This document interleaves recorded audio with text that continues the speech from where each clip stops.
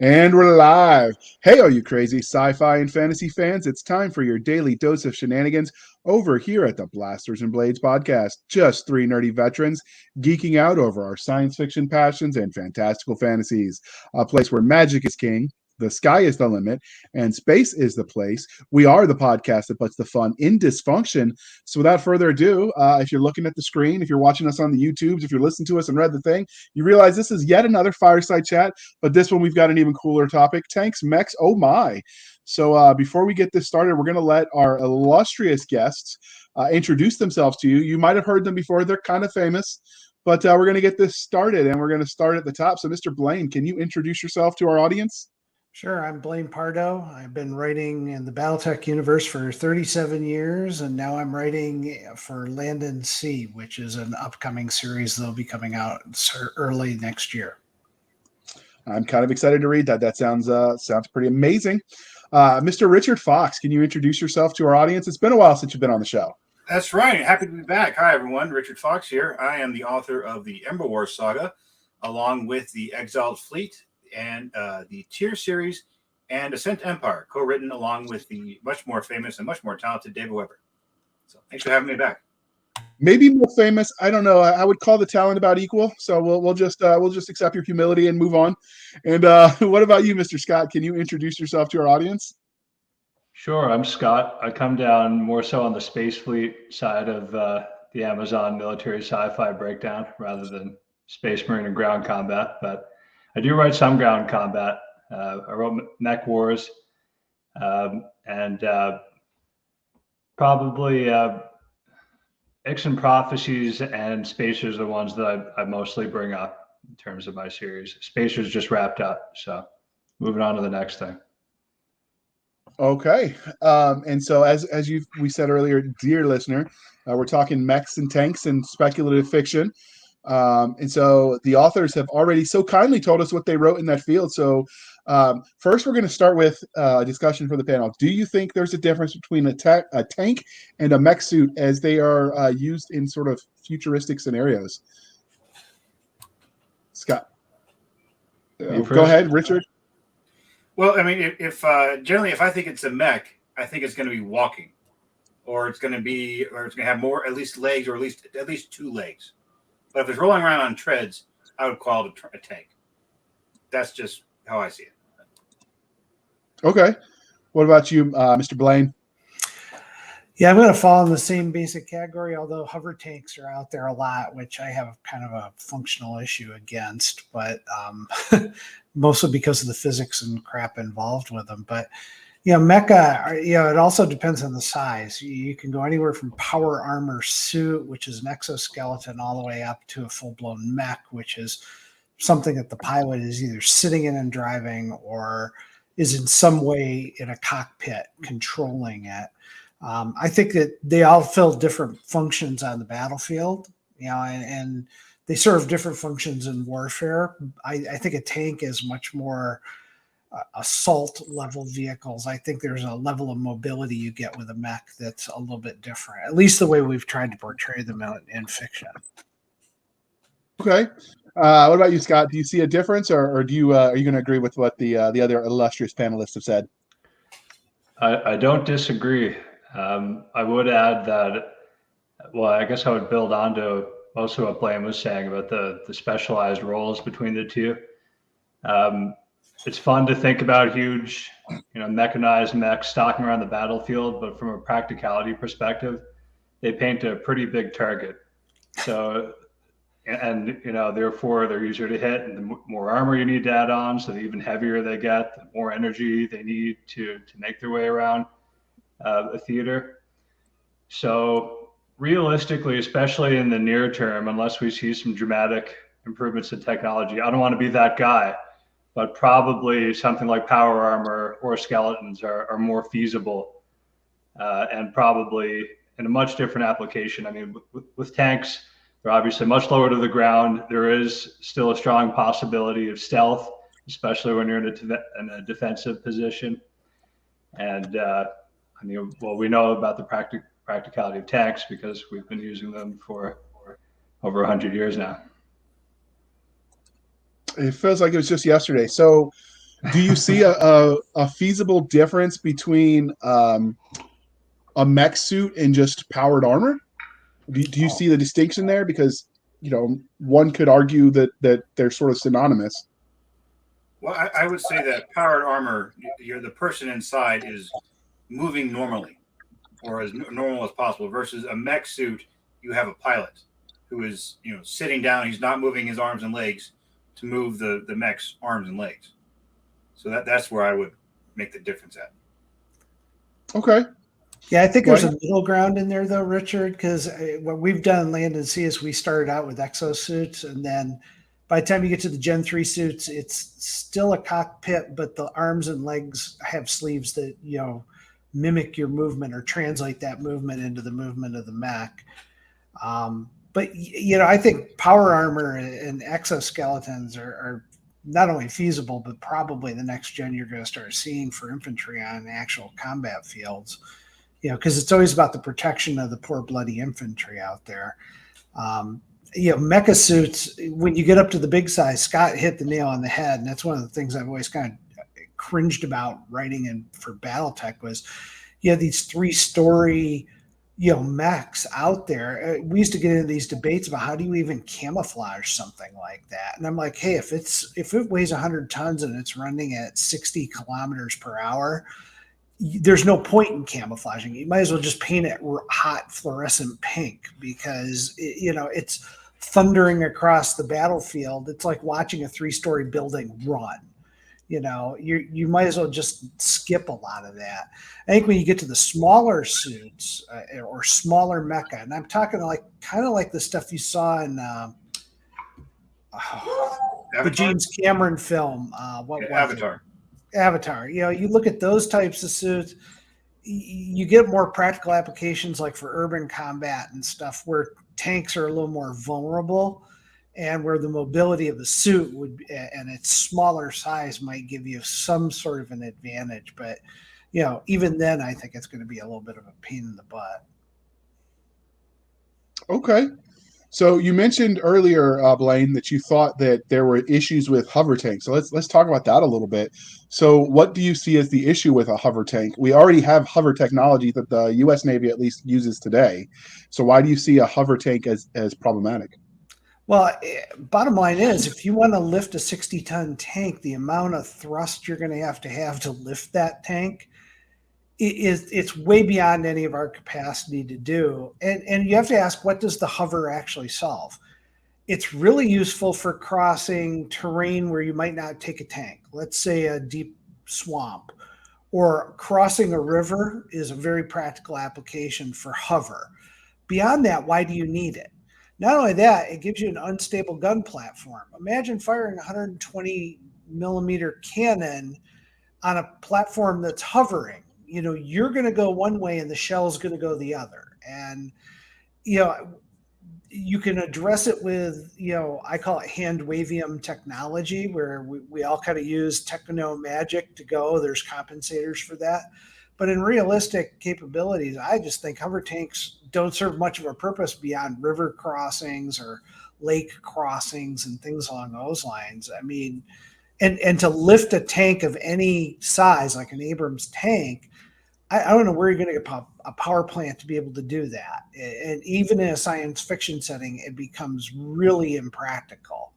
But that's my take on it. And I've looked at this stuff for years, but I've always, when you look at sci-fi military hardware, and I don't care if it's fleet ships, whether it's tanks, mecha, or whatever, they have to serve some sort of purpose. So having a hover tank, I'm not sure beyond its ability to do an amphibious crossing, I don't know what purpose it might solve. Maybe you guys have some other scenarios where that would be of use. That'd be great. So, Richard, you've never been one to be accused of having no opinions on things. So do you have thoughts on hover tanks versus just standard? No, I agree with Blaine, especially the part about, if you're hovering and you fire the cannon, all of a sudden, everyone gets a real quick lesson in Newtonian physics. You get, the shell pushes you. If you've ever seen any tank fire the main gun, it'll rock back on the chassis, and these tanks are not light. So, when it comes to hover tanks, it's always been a little, do I need this? And if you have the the technology to do any kind of hover sort. Maybe if you had to do the river crossing, you just have a kit. You slap on the tank, cross the river, take the kit off, and go on your way. But it's I haven't really put much hover tanks into anything I've ever written. But it's if someone out there finds a good way to have fun with that story, then more power to them. All right. What about you, Scott? You have strong opinions one way or the other? I'm with Blaine and Richard again on this one. Hover tanks, they were fun in Star Fox, that one Star Fox level. But you're really just, another thing is you're introducing one of the major vulnerabilities of mechs. You're raising a target into the air, and especially with smart ammo likely being a thing that we're going to see on the horizon, and homing missiles and things. It just doesn't seem like a bright idea. So other than the rule of cool, physics sort of shoot that one in the leg, so to speak, for you guys. Okay, that's a fair answer. I've never been one to let science get in the way of a good story, though. So we've talked about the practical limitations of mech suits. I've seen if you guys have followed the Aliens franchise, they sort of without saying so, they posit that the first sort of mech suits came as a adaptation of actual forklift type equipment that loaders would use in a setting. Do you think that is going to be the first practical application of something like a mech suit? Well, when it comes to getting the first kind of augmented soldier on the battlefield, it'll probably be just a weight, something to help carry more weight. Because anytime a commander can load his soldiers down with more stuff, he will take it. And every time a soldier finds out, oh, we got this new lighter gun, the commander's thinking, now you can carry more ammo.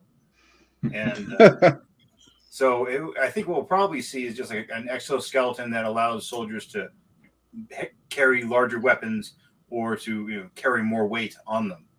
And if it advances from there, we'll see. And it comes down to is power source. Because, okay, you can run pretty well for about 5 kilometers. What happens when you get to the 6 kilometer and you need new batteries? And that's when you get into contact. So developing a power source that's going to last, for the good duration of a battle until you can get resupply will be a pretty key thing. Otherwise, now you're way down with this very heavy, anchor on you on the battlefield, and no one likes that. So in the 1950s, the series, the Rocketeer comics were very popular. So the Army went out and invented a jetpack that allowed soldiers to fly, much like they did in the comics. Unfortunately, they found the amount of propulsion used to keep that thing in the air for 5 minutes was about all they could manage. And so while we invented the capability to do that, we couldn't figure out the power source in such a way that it made it practical. So you see the power source also sidelining some of this other future tech, at least until we improve batteries? Real world, unless we as authors can just have a little hand wavium or bolognium, and then all of a sudden, no, you're good for 3 days. Go, you're fine. Yeah, I mean, what I've been doing with Land and Sea, we've had to go look the practicality of an armored suit, and this is set in 2039. Even though battery technology is improved by then, their actual field time at the start of the series is really about 5 or 6 hours on the battlefield. And you have to deal with what it has to drive in order for that suit to actually be effective. And I agree with Richard. It's all about carrying more crap.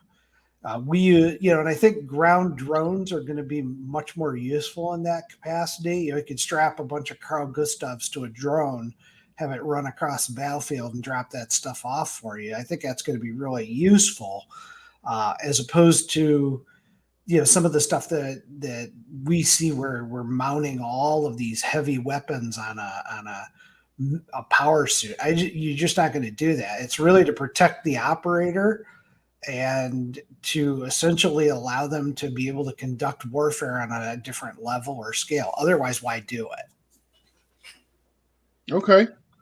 So there have been some that have argued that the age of the tank is dead. I know at least in the U.S., the U.S. Marine Corps got rid of most of their tank units. So do you see a room for tanks in future combat? Well, I tell you, if you look at the war in Ukraine right now, everyone loves tanks, and everyone's asking for more tanks. And what's interesting about what's happening in Ukraine is, I remember back when people were trying to predict how World War III would go in Europe and fighting the Fulda Gap, and a lot of people had said that, oh, we've got all these great anti-tank weapon systems, but eventually, after a long enough conflict, we will run out. And then, can you make enough to to replace your burn rate? And if there's more tanks than you have javelins, then eventually the tanks will win. So it comes down to, can you get that enough anti-tank systems into the hands of infantry to affect tanks? But then also the latest versions of the Abrams, they have like RPG systems on there, and they also have the explosive reactive armor on there. So there are a lot of countermeasures that can work. And I think right now we haven't seen a drone that can drop a weapon, or a small drone that can drop a weapon that can definitely take out a tank. And a lot of times when we watch these Ukrainian videos, if they get a grenade, down a hatch, okay, that's different. But if that T-72 is sitting in a dugout position and it has some overhead cover that drops RGK-73, I forgot what the anti-tank nomenclature is going to be a lot less effective. So we may say, oh, the tank's about to go on the way out. Meanwhile, the tank is currently in charge of the battlefield in today's most modern war. And there was a great article out today, I think it was Popular Science did an article on the Russians are refitting their older tanks now with defensive measures to deal with the javelins, which, javelin missile kind of flies in, then rises up and comes down on the tank. And so they're coming up with counters to that, and they're doing refit kits on their tanks. Now, whether that'll be effective or not, because, we're talking the Russians, I don't know. But, you see that. Look at what happened during the Gulf War. We sent Humvees over. It turns out, improvised explosives were blowing them up. So what did? We up-armored our Humvees. These field modification kits become a real practicality and evolve. I agree with Richard. I think tanks are going to have a role here. I don't know if it's going to be the armored cavalry of old, but let's face it, we all remember, Norman Schwarzkopf with his famous end run, around the Republican Guards. That was classic World War II blitzkrieg, tanks in the desert kind of stuff. So I think they have a role here. Scott?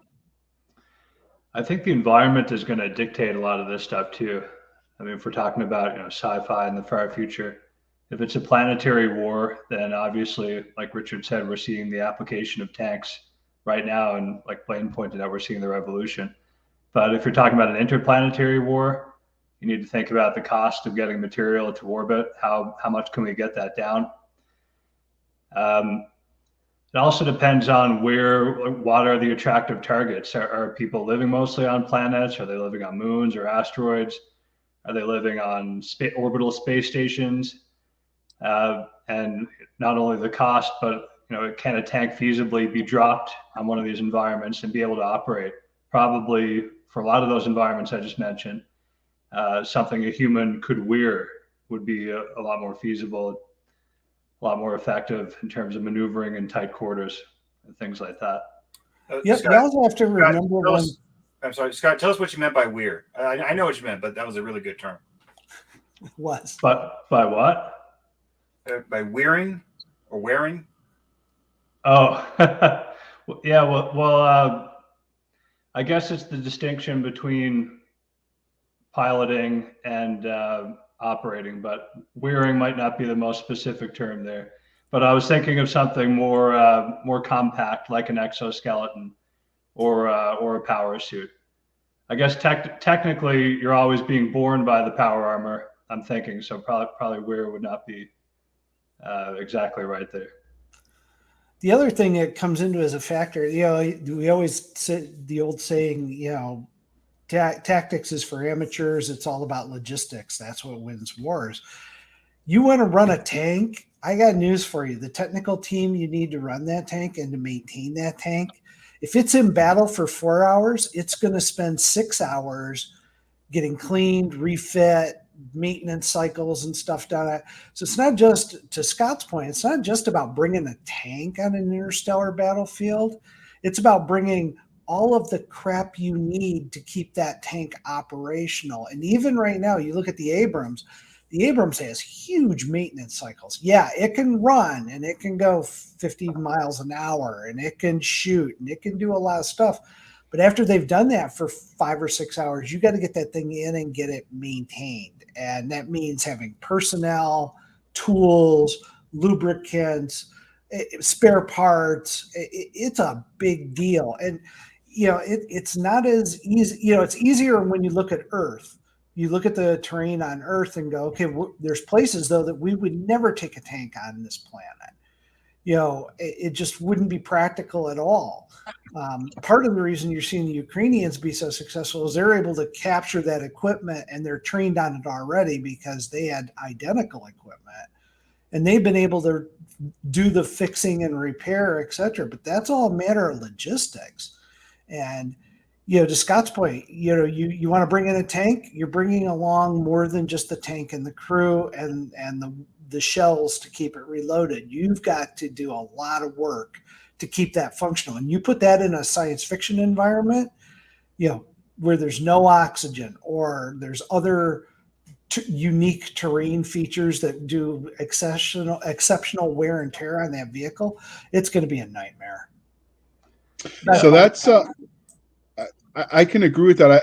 Richard, you could correct me if I'm wrong, but the tooth to tail ratio, meaning the amount of support troops to one troop in the field fighting, hasn't changed much. It's still about 10-1. It has been for a while.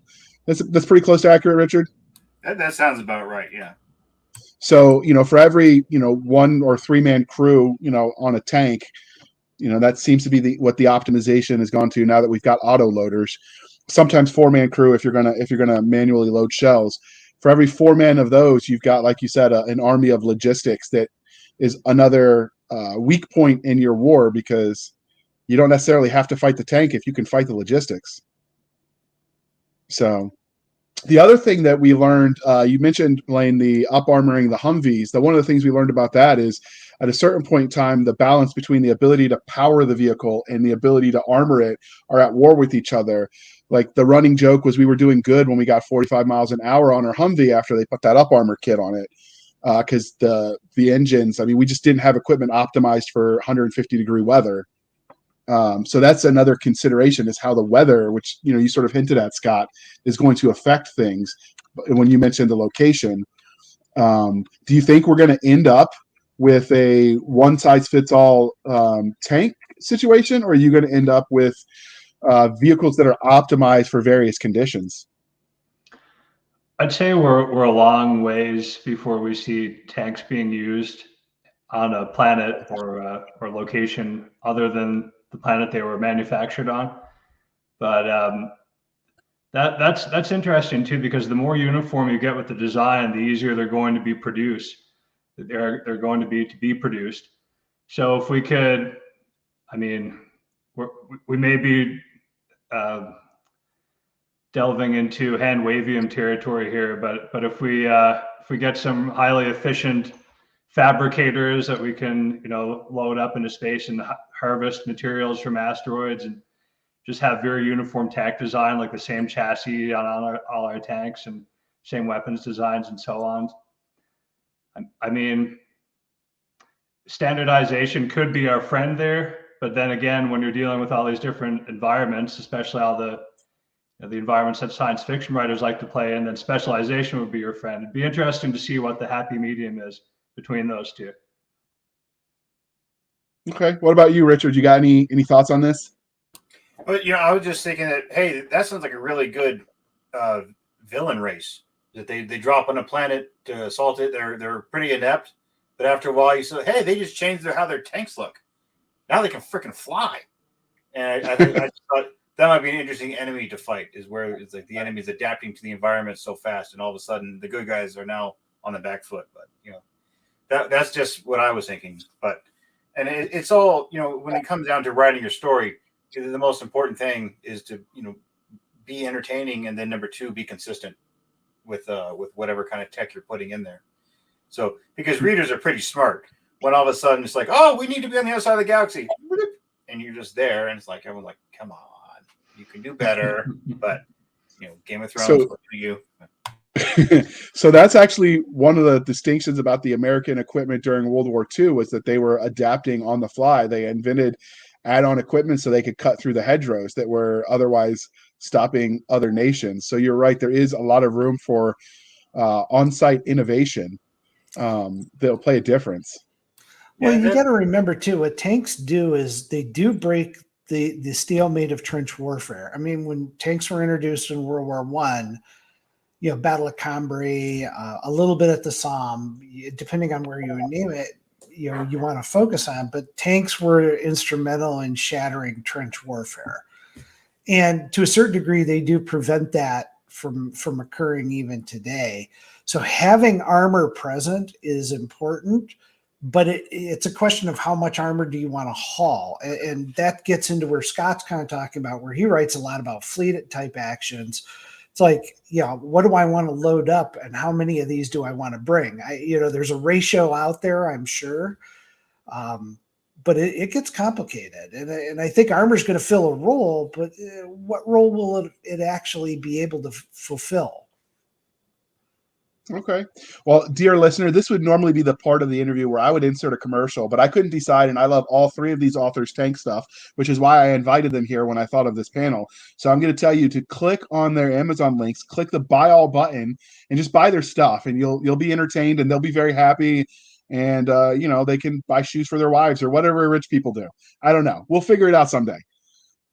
So Blaine, you had mentioned, or maybe it was Richard, about the war in Ukraine is sort of showing us that maybe the age of the tank isn't dead. Do you think the lessons that the Russians are learning in regards to the need for combined arms? Because one of the things we noticed on the initial invasion, if you're watching it from the armchair general seat, was they didn't have infantry supporting their tanks, and they got hosed and ambushed that said infantrymen would have been able to save them from. Do you think you're going to see the need for that in an age where whiz-bang technology and sensors can sort of give you information? Do you think the need for combined arms is still going to be there? I think if you're going to put a tank on the field or a mech, you're going to need infantry support. And the Russians have learned an important lesson with that. It almost makes me wonder why I was so scared of the damned Russians during the Cold War. Because it was like, wow, they're really getting their asses kicked here. A lot of it's their command style and structure too. The average Russian field commander can't make decisions on the battlefield. They have to have a general or a colonel come out and tell them what to do, which is why you have so many generals that have been killed and captured at the front lines, because the Russians will sit there and do nothing. They've been trained to do nothing until they're told what to do.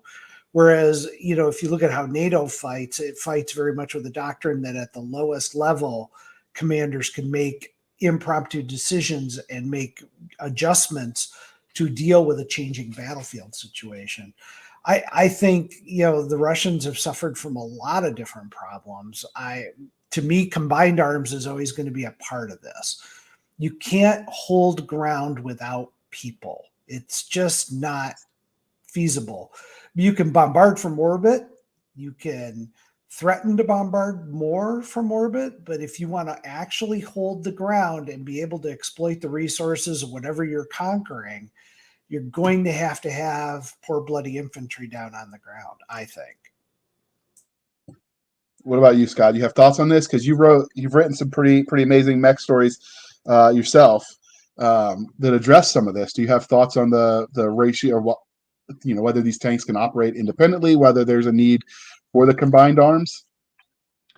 Well, you pointed out yourself, JR, the logistics that's required to field any kind of armor and really any troop at all. So I don't see that going away anytime soon. I think we're probably going to go the way of automation, and we could see crewless tanks at some point. But that's kind of going down a different path. Even in my Mech Wars series, that happens all on one solar system. The action is largely on one planet. But whatever I've written my fleet stuff, my fleet action stuff, I've never even really bothered with tanks. It's all been, small scale assaults on orbital facilities and things like that, and kind of let colonial armies worry about the land-based conflicts. In terms of the closest that I've gotten to armor that my ships have carted around have been, well, I guess it would be the mechs from Mech Wars, which are, an argument could be made that really what they are is power armor. I guess it's as close to being mech scale as power armor can get. But I've tended to stay pretty lightweight and very heavy on troop presence and Marines and things.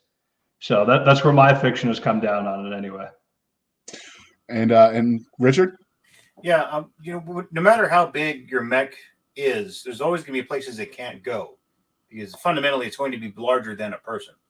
And if you are defending a city and these 15-foot tall mechs are coming for you, and you realize, hey, these mechs can't climb stairs, these mechs can't get on top of buildings, these mechs aren't going to be down in the sewers where we can go, well, then you're going to use that advantage to try to get really close to the mech and hit it with an anti-tank weapon from an angle it's not prepared for.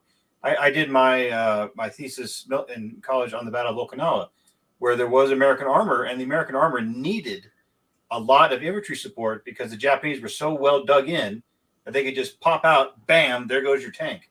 But if that tank had a squad of infantry in close proximity and some flamethrowers, it would solve some problems. But then also during the Iraq War, the problem with having close infantry support and explosive reactive armor meant that if your tank got hit by something that could take it out, well, you have now launched a claymore at all of your support troops. So there was a kind of fine balance that had to happen right there. But it was always, you would need that close infantry support to guide, to protect the tank. And what's really good about tanks in urban operations is the bad guys are in that house and they're dug in pretty well, and you're going to lose a lot of guys assaulting that house. Then you secure the area, call in the tank goes up, blows the house up. They love doing that, by the way, and then pulls back. And then the infantry goes back in and cleans up the mess. I mean, that is almost textbook of how these sort of weapon systems reinforce each other.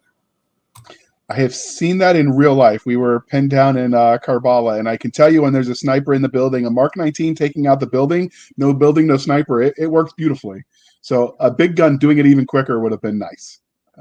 I concur. So to you guys, we've talked about, the difference between the mech suit, the powered armor, and the tank. We've talked about sort of their role in the battlefield. Do you guys have a preference when you're writing for any of the above? Scott? A preference between power armors, mechs, and tanks? Yes, sir. A pretty strong preference, I would say, for power armor or power suits. I've found it more, despite having written a series about mechs, I have found it more interesting story-wise to write about infantry tactics and shipboardings and taking stations and things like that. So I have found it more interesting to kind of focus on what are the capabilities of the suit, like how does it enhance your senses, how does it improve communications, things like that. In terms of ground warfare, I've tended to keep it small. Okay. Blaine, do you have a preference? I mean, I'm going to take a guess because I know what you've written, but do you have a preference? Well, yeah, I did BattleTech for 37 years, so it was all about the mechs. Now that I'm moving into land and sea, what I'm doing is really reducing the number of mechs, which we call Asha rigs, and they're really working in a combined arms focus. So it's really more about the infantry that are there and how they work with the ground drones and how they work with the mechanized suits. And I think that gives it a little more realistic flavor. And I think it's a little more fun to play with because infantry still have this incredible role and how they interact with new technology, especially when you start looking at how sensors are going to repaint how the battle space is projected for infantry units, et cetera, on the ground and armor on the ground. I think it's going to be real interesting. So I'm actually shifting a little bit away from all mecha to more of a combined arms approach. Okay. That'll be interesting to read. So we will have to check out your website where you will tell us all about it when we can hit the buy button. But what about you, Richard? Do you have a preference? Excuse me. I like to have my cake and eat it too. So I have mechs that are about 3 times the size of a person, but instead of having a pilot in there moving his arms and legs, the pilot is inside an armor cocoon, and his nervous system is plugged into the suit, and he can move just like a normal soldier. And it's very, Veritech in humanoid form, or Optimus Prime. Just imagine him running around. Because I'm a child of the 80s, and that's what I always had in mind when I wanted to have mechs. So I like to have kind of that cross, between the two. Of you don't need a crew for this mech, and one person can just walk in it, just the way they know how to walk, and that reduces a lot of training time and lets me cheat a lot as an author. Like, I really need to get this character into the fight. Well, he doesn't have to learn how to use the suit; he just has to walk. And that's also taking a page from Handley, or with his Marauder suits and Starship Troopers. And but then also I put a whole bunch of weapons, probably too many, on my armor, just because it's cool. I was like, and then you know what? Sometimes, like, swords. Yeah, of course they need swords. They're getting swords, fine. And then they have swords. It's great. So you did that as well, Scott. You had them operating the vehicle in a dream state. So do you think that that there's a reason that kind of concept appeals to people, where they almost become the suit instead of crewing the suit? This is sort of an open discussion question, not specific, but I've seen other people do that as well, Richard. Yeah, I'm sorry, Scott. I didn't mean to jump in, but it's so much easier for the reader when the reader doesn't have to learn how to drive the tank, and the reader can just get into the action. I'm sorry, Scott. Please forgive me. Continue. No, Scott. Yeah, that's essentially what I was going to say. It's much easier to imagine the experience of, it's basically you fighting, but you're 3 times bigger than you normally are, and you have access to all this awesome weaponry just on your person. So it's much easier to envision for the reader, and arguably more immersive for that reason.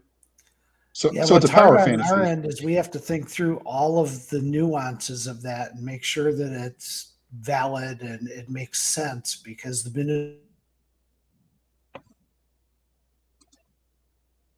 All right. Yeah, I think all the readers have grown up watching Gundams and stuff, so they want to go and recreate that experience. Okay. So what would be the drawbacks of that type of system? Because if you're going to give your characters a bonus, you almost have to make the counter version of that. That's the penalty for that type of equipment. Do you see a drawback for that? It's big, which makes it a big target. Well, specifically with the type of system where you jack in almost to the equipment and it becomes your flesh, for lack of a better term. Do you see there as being downsides to something like that? The downside I wrote in is that if you try to do things with the mech that your body can't do, your nervous system can't handle it, and you run the risk of turning into a vegetable. And then also, if you take too much damage while in the suit, you could be burnt out and into a vegetable. And then also I had another alien race that figured out how to overload the connection between the pilot and the suit. So you can have, you can find all those little chinks in the armor there, and just have those as disadvantages for the reader. But telling the reader, hey, if you try to make your arms spin the other way while you're turning your torso in a way you don't know how, you might blow your eyeballs out, and the readers pretty much agree with that. Okay. What about you, Scott? Yeah, well, there's the obvious one, like Blaine said, bigger target. There's also the fact that if it's clear where in the mech the human pilot is, then they're gonna favor targeting that area over other areas of the mech. And once the human is disabled, chances are, unless AI is really good in this universe, then once the human is dead, the mech is disabled. I seem to recall in Mech Wars, it's been a while since I wrote it now, but I seem to recall that the technology that allowed them to basically dream that they were the mech also had psychological ramifications. And if I recall correctly, one of the characters went crazy because of that. Yeah, I've read it recently. That, and you had the sleep part, like the process was addictive. So there was that factor, you had to balance too, that you wrote in, which I thought was a creative way to do it. Have you ever written any where they jack in, Blaine, where like almost they become the suit, or have you kept with it separate? We did that in BattleTech a little bit with the Unbound series and stuff. We've done that stuff before, and yeah, there's huge psychological implications with it. Ultimately, we're science fiction writers, so anything positive we put in, we always put in the negative side to that because you have to do that, and because that's how the real world works in many respects. Is for every advantage you gain some disadvantage. With BattleTech, it was always the trade-off between weight, speed, and firepower and armor. You were constantly balancing that. So the faster you were, the lighter the lighter you were, which meant less armor, which meant less weapons. And so the more you are armored up, the slower you became. And so there's trade-offs on all of this technology. So do you see a role, or do you see issues with, because whenever you talk about anything being totally automated, you get the jokes about Skynet because reasons. So do you see any of these tanks and mech suits, et cetera, being totally autonomous? Do you think it's a good thing? What are your thoughts on that? Autonomous, no, but I think what we've seen with drone technology in the Air Force, where we've got drones that are able to fly and conduct ground support missions and do reconnaissance, etc. I could easily see a tank being automated and driven just like a drone is being driven. But the counter to that is it's open up to electronic countermeasures and things along those lines that could jam a signal. But you could potentially remove the person from the actual battlefield in a tank situation. I don't know if you would do that necessarily with a mech, but why not? You could have a whole bay of guys who are 20 miles away sitting, in a concrete bunker who are driving the mechs, etc. That makes a little more sense than making them completely autonomous and assuming that they'll do the right thing. I know too many computer programmers, and I worked in IT for 25 years. I wouldn't trust any of them to program anything that had a gun that could shoot. Okay, fair. What about you, Richard? Well, yeah, I'm thinking about Tesla and their AI stack they have with Project Dojo and everything they're doing with their full self driving. And the thing is like the cars follow instructions very well, and it seems like the car is making a decision. No, the car is just doing what the optimized way it's been told to do something. And if you put all that kind of, if you can, finalize it and put that into a weapon system that goes downrange, it will work great until it comes across something it doesn't understand. And then also, if you all have any kind of connection to it wirelessly, you can jam that, you can overtake that, you can inject some new code. So there's lots of things that can go wrong. And I'm sure someday probably we'll all live to be old enough to see it all go very wrong with some drone that just didn't go somewhere but it's supposed to. Like there was that one drone, the Beast of Kandahar, that was for some reason flying over Iran and somehow landed in Iran. And then the Iranians said, "Hey, everybody, look at this American drone that landed in Iran." And, that drone was not supposed to do that, I'm pretty sure. So, it's I don't think we're going to have a human out of the loop anytime soon. And so we'll see how that goes. Do you have any thoughts on that one, Scott? I think we're bound to see automation increase. I mean, it just seems to be the way everything is going. But I also agree with Blaine that you can't really just cut robots loose on the battlefield and expect them to do target selection in a way that's going to play out well diplomatically or from a geopolitical perspective. I'm sure there are ways that you can mitigate that. I mean, unless robots have taken over the world, I think you're always going to need to have some sort of human oversight. So maybe you have a platoon of tanks that's overseen by a commander, a human commander, or a human operator, and receives instructions. Like Richard said, the cars are very efficient at executing instructions, and then executes on those in the best way they know how through neural nets and machine learning and so on, they have become very good at recognizing, what different things are visually.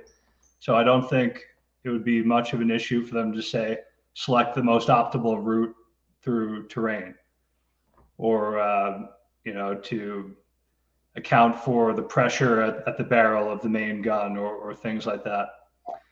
But I think you probably will always need that human oversight. And I mean, we've seen problems even with the human oversight waging war remotely with the drone programs. Like Richard said, there have been problems there, and problems with target selection too.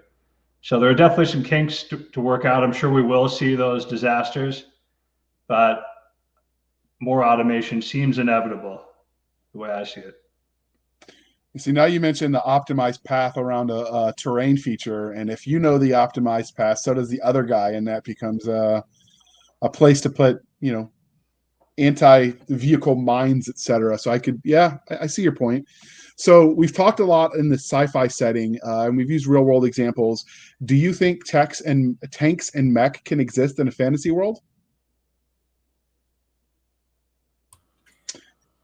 Well, if you just have a giant golem suit of armor, and then it gets a lot easier with a fantasy setting, because a wizard just comes along and casts a spell, and now your soul is inside this 20-foot tall suit of armor.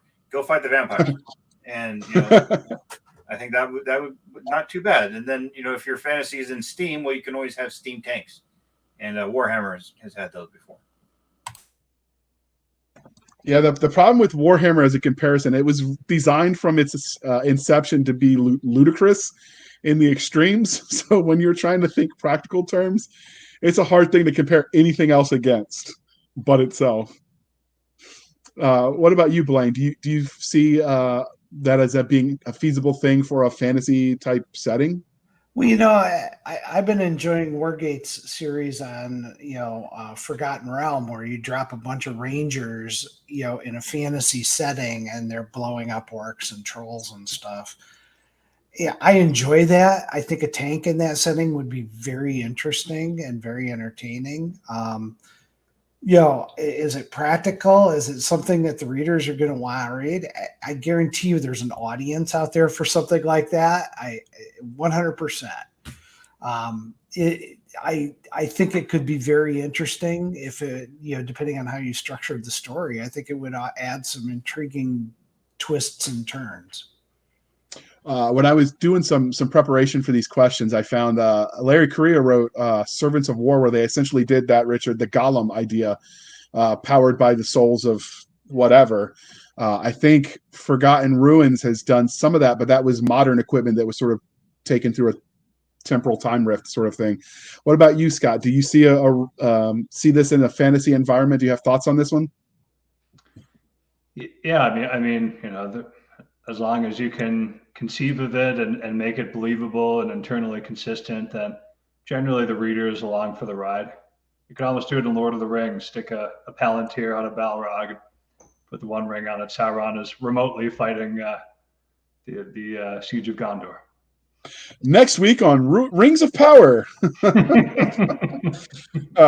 Can't get any worse than what they came up with. So please do not give them any ideas. Richard is constraining himself on that one because he's had some opinions. If you want to hear him talk about critiques of modern fiction, you should follow him on Facebook. They're hilarious. The best part of Rings of Power is not watching it. That's my opinion. All right. I've really enjoyed that, Richard. Yeah. So one of the things, dear listener, we've talked about behind the scenes is we realized our time was getting sort of out of control, and 1 hour episodes were turning into 2. And that's just, ain't nobody got time for that. So we're going to work really hard to keep us on the sort of hour-ish timeline. I know Richard's going to turn into a pumpkin in like 10 minutes. So before we let you go, we got 2 more questions for each of you. Do you have a favorite tank or mech in movies? Scott? I really like the power loader you brought up earlier from Aliens, and how their mechs seem to evolve from that. I thought that was a cool world building detail. Okay. What about you, Blaine? I like the one from Avatar. It felt good, and it was smaller than the ones I traditionally had been writing about, and I like that feel to it. Okay. Richard, do you have any favorite mech or tanks from the movies? Veritex, for sure, from Robotech. And I just love Okay. how it seemed like a 9-year-old came up with that.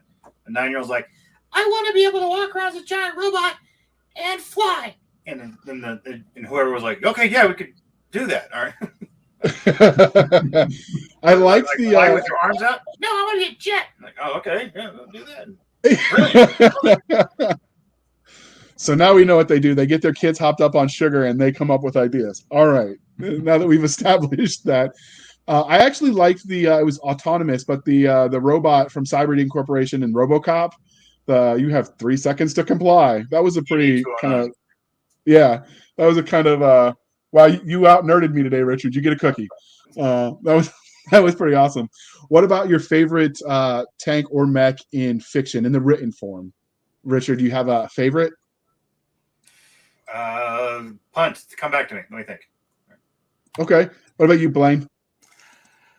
I would go probably with the Atlas or the Timberwolf from BattleTech. Okay. Those are good choices. Richard, you ready yet, or do we move on to Scott? Yeah, it's like I do enjoy a story with a warlord titan from Warhammer 40,000, because like here comes the building that's also a church with volcano arms, and I'm like, okay, yeah, I'm here. Kind of hard to top that, but we'll give you a shot, Scott. Yeah, I think I might have to punt on that. I'm thinking of a number of examples, like Isaac Hook's Atlas suits as well, and Rick Partlow's Fallen armor and Earth at War. But hard to pick a favorite. You like all your children. That's the answer. Okay. All right. So I know we are tight on time, but before we let everyone go, we're going to start with you, Blaine. What are you guys working on at the moment? What can the audience expect from you guys or from you in the near future? The Land and Sea series is going to launch sometime either late this year or early next year. I'm working on book 4 right now. The first 3 books are done and in the hopper. So that's going to be my focus probably for the bulk of next year, is working on that series. Okay. What about you, Richard? What are you working on at the moment? What can everyone expect from you? I am working on a Star Wars, not Star Wars space adventure trilogy, which will be published by Baen. And that is like, just imagine, what if the Star Wars sequels were good? So that's what I'm working on right now. So I'm hoping I can deliver on that. So we'll see. Is that something you're writing solo or something you're writing with one of Baen's authors? No, I'm writing that solo. When I finish that, I'm going to be doing the second Ascent to Empire book with David Weber. So that's outstanding. That should take me to the end of the year. What about you, Scott? What are you working on at the moment? I just finished the last Spacers book last week, and now I'm about to start cooking up my next project. I'm thinking it's going to be confined to one solar system, and I'm going to try to go pretty hard with the science, but it's going to be about a space marine. So any chance that we can peer pressure you into book 2 of the Mothership? Not this year. All right. And then last but not least, before we let you go, we have to tell the internet how they can stalk you if they're interested in your book. So, Scott, how can they find you online? And as usual, it will be in the show notes, people. ScottPlots.com, or just type my name into Amazon. That second one's probably the best. All right. What about you, Blaine? BlainePardo.com, or type my name into Amazon.com, or go to Facebook or Twitter. You can get me just about everywhere. Outstanding. And Richard, what about you? How can they find you online? Yeah, type in Richard Fox into the Amazon search bar, click the Ember War, and read it for free with Kindle Unlimited. And just about everything I've written is in Kindle Unlimited. So if you've got a month and a free membership, you could get through it all if you read fast enough. So thank you. And if you don't want to read with your eyeballs, you want to read with your ears. His narrator is top notch, one of the best in the industry. So those audiobooks. I've told Richard this before, but when I signed my contract with Podium, they gave me his book, the first one, to show we can work with veterans in Mill SF. Here, listen to Richard Fox's book. He's a veteran too. And this is before I knew Audible had the subscription. So then I bought all of the audio from 2 on. I slept on the couch for a week. He's still not sorry. He's never apologized for what he did to me. But I spent the money foolishly as well. see, this is what he does to you people. All right. You can find us on Twitter at twitter.com/SF_fantasy_show. Sierra Foxtrot _fantasy_show. You can email us at blastersandbladespodcast@gmail.com. Again, blastersandbladespodcast@gmail.com. You can find us on Facebook where all the shenanigans happen at facebook.com/groups/Blasters and Blades Podcast. Again, /groups/Blasters and Blades Podcast. You can follow us on our website at anchor.fm/Blasters and Blades. Again, anchor.fm/Blasters-and-Blades, where you can support the show for as little as 99 cents a month. You can help keep the lights on, or you can support us more directly at buymeacoffee.com/author J.R. Handley. Again, buymeacoffee.com/author J.R. Handley. Be sure to put in the comment section that it's for the podcast, and I will keep Doc Cisca and Nick Garber duly caffeinated. They will drink until their livers explode, but it'll be a journey to get there. They'll see sound and hear colors. It'll be beautiful. So if you've got other ideas for fireside chats that you'd like to see, just be sure to email us. And I'd like to thank Richard and Blaine and Scott. Thank you guys for coming on the show, man. This was fun. Always a pleasure. Thanks for having me. Thanks for having us, JR.